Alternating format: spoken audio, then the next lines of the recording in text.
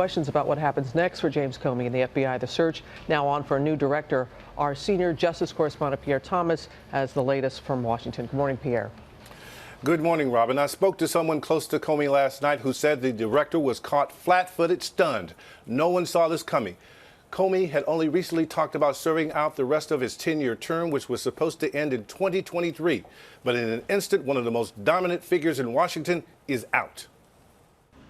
James Comey was perhaps the most powerful FBI director since J. Edgar Hoover, and the most controversial.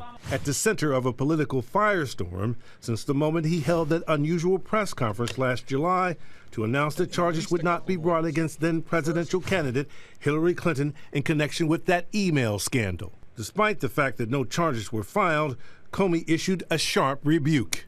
There is evidence that they were extremely careless in their handling of very sensitive, highly classified information. Republicans and then candidate Trump cried foul that there were no formal charges. It's so sad that our system is in fact rigged. It's totally rigged, okay? It's corrupt, it's rigged, it's disgraceful. But then in October, this time only 11 days before the election, Comey dominated the headlines again, disclosing that he was reigniting the investigation after new emails turned up on a laptop of Anthony Weiner, husband of Clinton aide Huma Abedin. Now Trump praising the FBI director, and it was Democrats who were outraged, fearing that Comey was injecting himself into the campaign at the last moment, only to announce just 48 hours before Election Day that nothing of consequence had been found.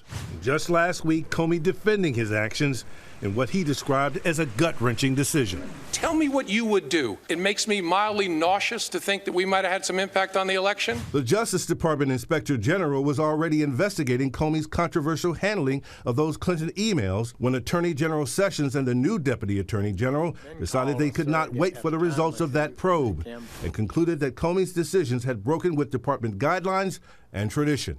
The acting director of the FBI is now Andrew McCabe, until recently Comey's top deputy.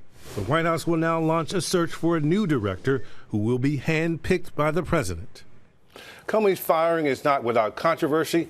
Sessions had recused himself from any investigations regarding the 2016 election. That includes the Russia probe. And now Deputy Attorney General Rod Rosenstein, the top prosecutor overseeing the Russia case, has fired the FBI director who is leading that probe, Robin. And Andrew McCabe is now the new acting director. What do we know about him? McCabe is a veteran agent of roughly 20 years' experience. He worked corruption and terror cases and matters of national security. He's been the subject of some controversy himself after it was disclosed that his wife received financial support from close Clinton ally, Virginia Governor Terry McAuliffe, when she ran for office in Virginia. McCabe's actions involving the Clinton email investigation are part of a Justice Department Inspector General review, too, Robin. All right, Pierre, thank you.